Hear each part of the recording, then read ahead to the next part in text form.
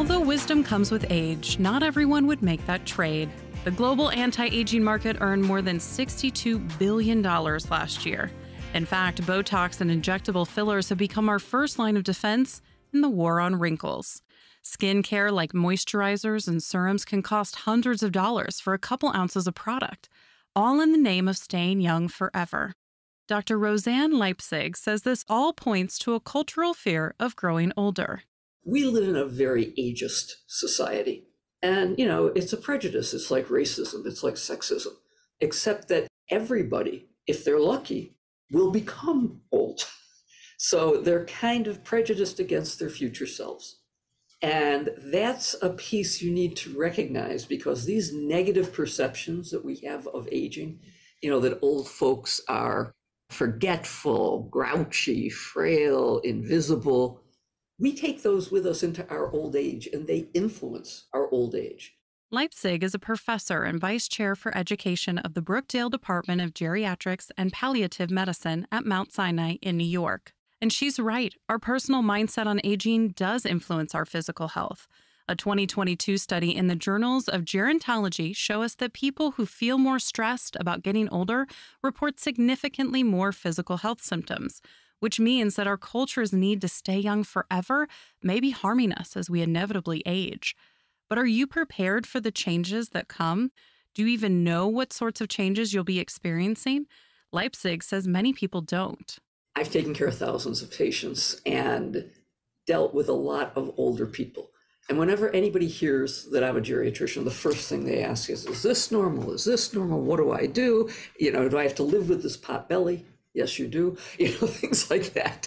Leipzig realized that her patients had all of these questions because they couldn't find answers anywhere else. So she wrote the book, Honest Aging, an insider's guide to the second half of life.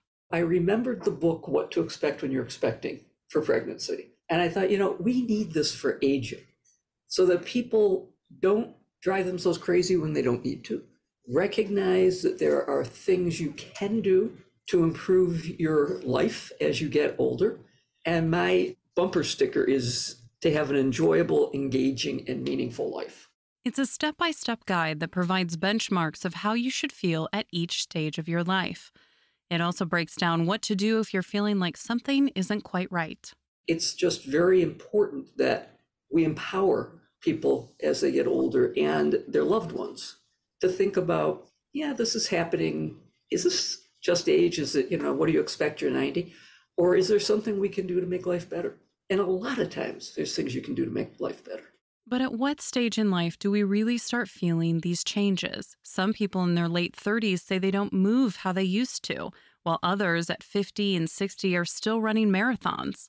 However, Leipzig says the transition from age 60 to age 80 is where many of us will have the most adjustments. The variability is so much greater in 80-year-olds than in 30-year-olds, 40-year-olds, even 60-year-olds, because you've had 80 years to live. And 80 years of experience, and 80 years of things happening to you, and 80 years of habits, and your genes have had 80 years to work. The thing that we need to realize is, and I say this all the time, aging begins at birth. By the time you're 30, you're reaching your peak muscle mass, your peak ability to learn lists of words and things like that.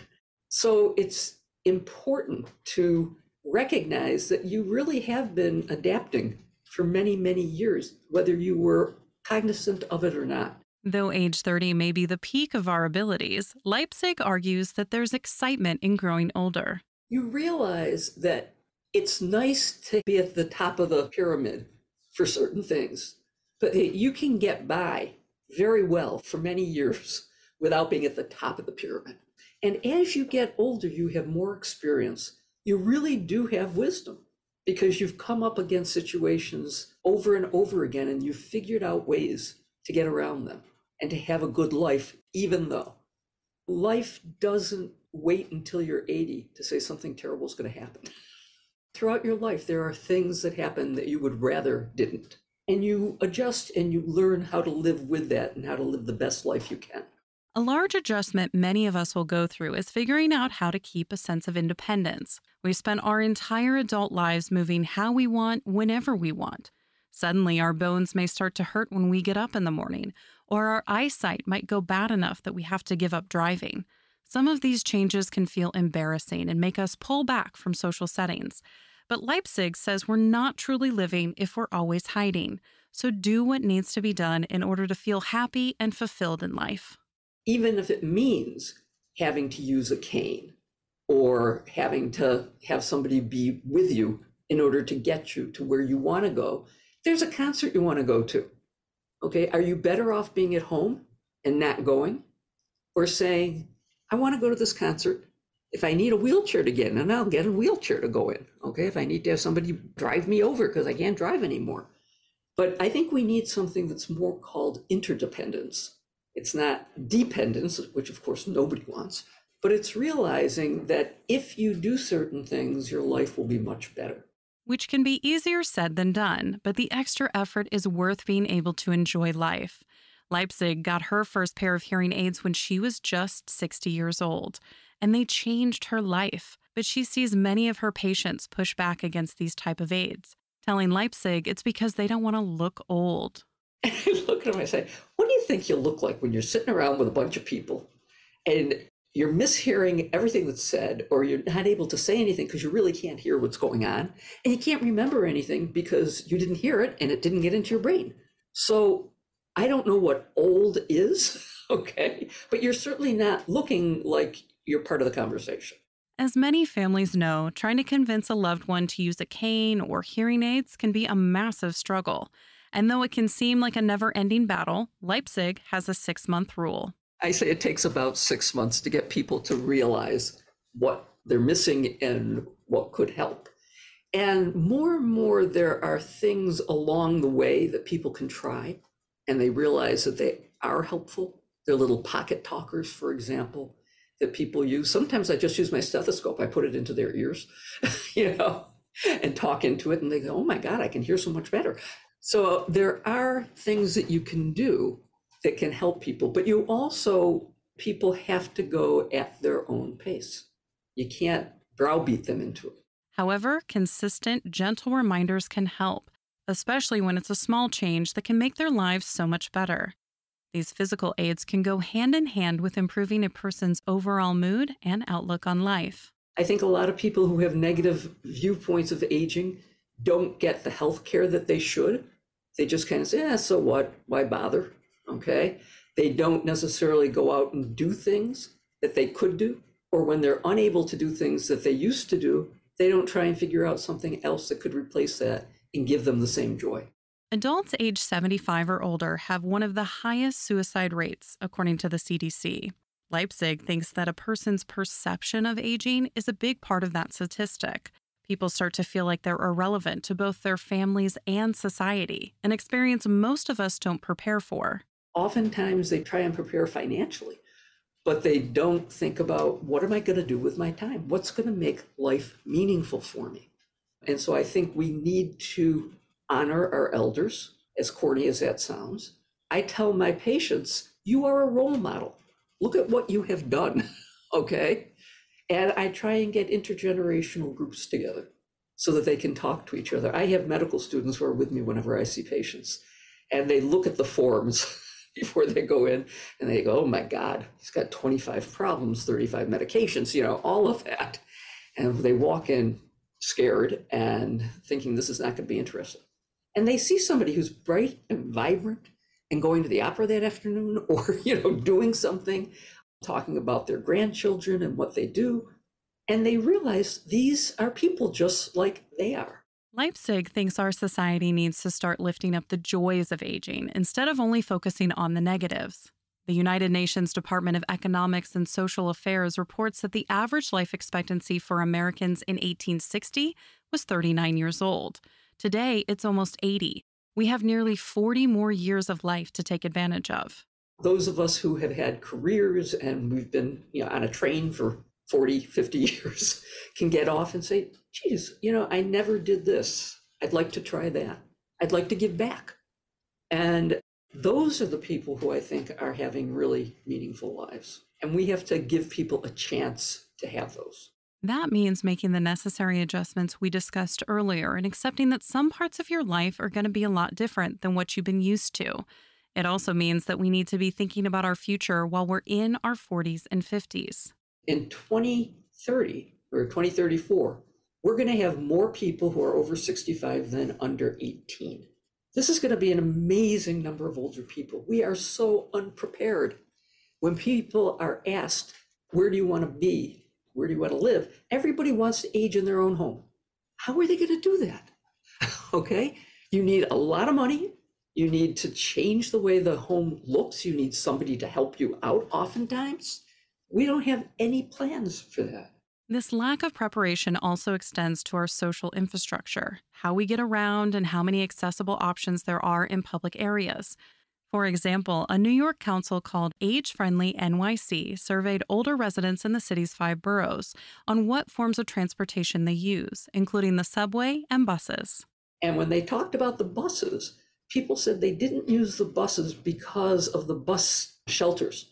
They said, what do you mean? Well, the shelters themselves were opaque and they were nervous in there. And the benches in there always had people lying on them sleeping, and they felt very uncomfortable. So if you come to New York at this point, you will see that all of the bus shelters are transparent and they have benches that have little dividers, so you cannot sleep on them. But if you sit down, you've got something to help you stand up if your thighs are weak. This change isn't revolutionary, but it helps so many older adults in the city feel comfortable using public transportation, which ultimately gives them more freedom. So it's a real shift in how we're thinking about letting people use what we have as they get older.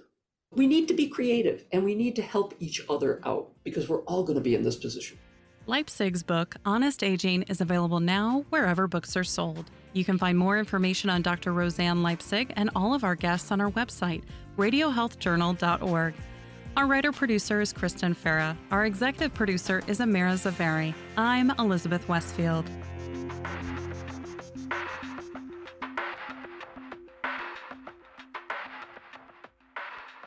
Coming up next week on Radio Health Journal.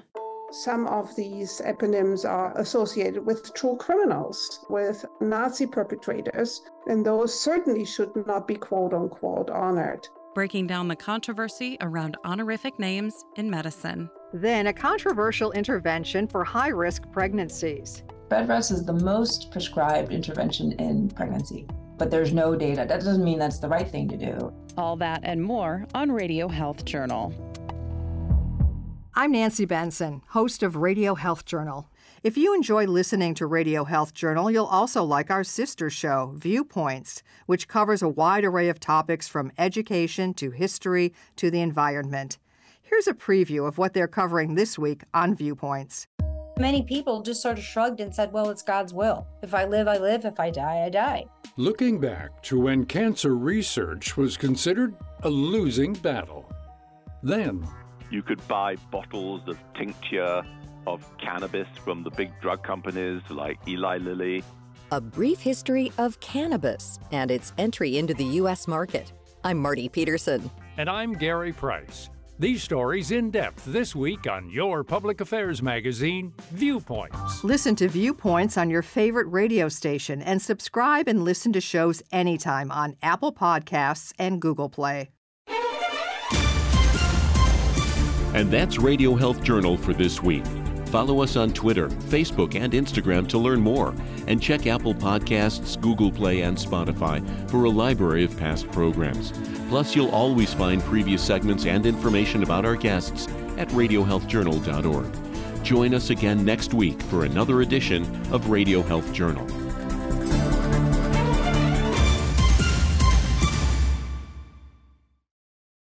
We all take on different roles every day. 1 minute you're a parent, the next a chef, or a driver. That's why the Volvo XC40 Recharge is designed to be as versatile as you are. It's fully electric and includes a 360-degree camera, Google built-in, and more. Contact your local retailer to learn more or visit volvocars.com/US. The Volvo XC40 Recharge, for every you. Some equipment optional. Google is a trademark of Google LLC.